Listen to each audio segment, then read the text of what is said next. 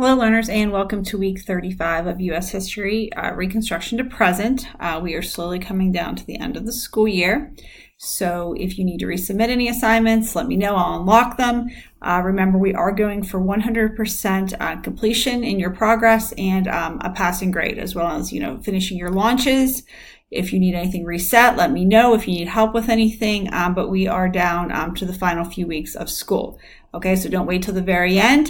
May 24th at midnight, everything will shut down. Everything will be graded and submitted for the school year. Okay, so make sure that if you are behind, you make a adapted pace chart to catch up. If you need help with that, let me know. Okay, so this week assignments are 11.10. Should be 11.11, 11.12, 11.13, 11.16, and 11.17. Okay, so you start at September 11th and work your way down to some contemporary issues of today. The big concepts, 9/11, the war in Iraq and Afghanistan, immigration issues, the quiz on world events in America, talking about Obama's presidency, and some contemporary issues that we face today. Okay, so here is a short video clip on President Obama's presidency. Tells you a little bit about his background, what he did while he was in office, what he believed. Okay, so there's some pretty good information here if this would load here. Just give me 1 second.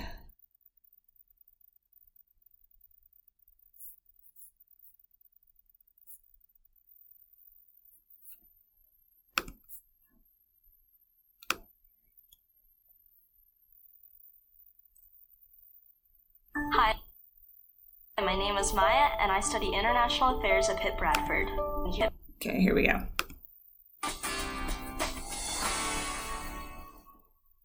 Because of what we did on this day, in this election, at this defining moment, change has come to America. Barack Hussein Obama Jr., the 44th President of the United States of America, was born in Honolulu, Hawaii on August 4, 1961. By the time Obama was 2, his parents had separated. In 1966, his mother Ann Dunham remarried, and the family moved to Jakarta, Indonesia. He was a mixed-race kid, but in Hawaii, this was not unusual, and he wasn't out of place in Indonesia. At 10 years old, Obama moved back to Hawaii to live with his grandparents. He graduated from Columbia University in 1983. He moved to Chicago, becoming a community organizer for low-income residents on the South Side. It was a good way for him to study power and how to use it and how to get it. Obama was admitted to Harvard Law School in 1988. The following summer, during an internship at a Chicago law firm, he met Michelle Robinson. She was in charge of mentoring him, and he was immediately smitten and started asking her out for dates. In law school, Obama was the first African-American president of the Harvard Law Review. After graduation, he returned to Chicago to practice civil rights law, teach law school, and organize Get Out the Vote campaigns. Obama and Michelle married in 1992 and then had 2 daughters, Malia and Sasha. And it was during that period where he decided that to do what he wanted to do in life in terms of changing the world, he had to go into elective politics. In 1996, Obama won a seat in the Republican-controlled Illinois State Senate. Republicans remember him as a great pragmatist in the state legislature, a guy that they could work with.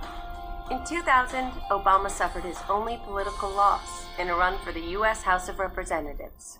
But in 2004, he ran for the U.S. Senate and gave a high-profile keynote speech at the Democratic National Convention. People sat up in their chairs and said, where did he come from? People loved his message. His message was, we're not red states and blue states, we're purple. At that moment, people thought of Barack Obama as a presidential candidate in waiting. 18 months ago, y'all didn't know who I was. Obama won his Senate race by a large margin. In 2007, the freshman senator announced he was running for President of the United States. His main opponent in the Democratic primaries was Hillary Clinton. He won the nomination. The choice in this election is not between regions or religions or genders. It is about the past versus the future. In 2008, he won the general election, defeating Republican candidate John McCain. I, Barack Hussein Obama, do solemnly swear On January 20th, 2009, Obama was sworn in as the 44th President of the United States. 10 months later, he won the Nobel Peace Prize. He did, in his remarks, point out that there are justifiable uses of force and he would not shrink from using them. The 30,000 additional troops that I'm announcing tonight will deploy in the first part of 2010. While dealing with the consequences of inheriting 2 wars and attempting to develop a strategy for bringing them to an end, Obama and the U.S. military were able to track down and kill Osama bin Laden. Obama also pushed through several major policies during his first term in office, including helping repeal Don't Ask, Don't Tell. He passed, health care with no Republican support, the big stimulus bill with no Republican support, put 2 women on the Supreme Court. Obama also began his presidency in the midst of the worst economic crisis that America has faced since the Great Depression. Despite bailouts for the auto and banking industries, the financial crisis on Wall Street led to record housing foreclosures. The national debt passed $16 trillion. Unemployment also remained high during his first term in office. The hole the recession left was huge, and progress has been painfully slow. Republicans nominated former Massachusetts Governor Mitt Romney to run against Obama in the 2012 presidential election.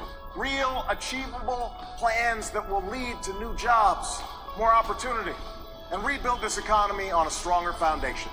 That's what we can do in the next 4 years, and that is why I am running for a second term as President of the United States.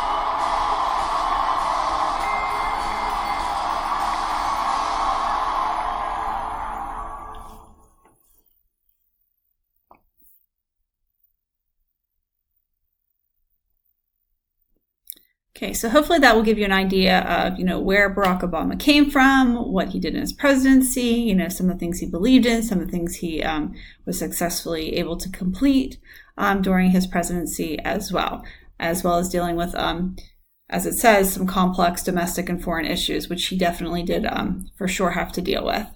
Okay, so here we go, and we are moving on to the end. You can see we're going to finish up complex domestic and foreign issues, move on to the semester review and exam, and then you have your final exam as well. So it would not be a bad idea to start looking over some of the concepts throughout the year.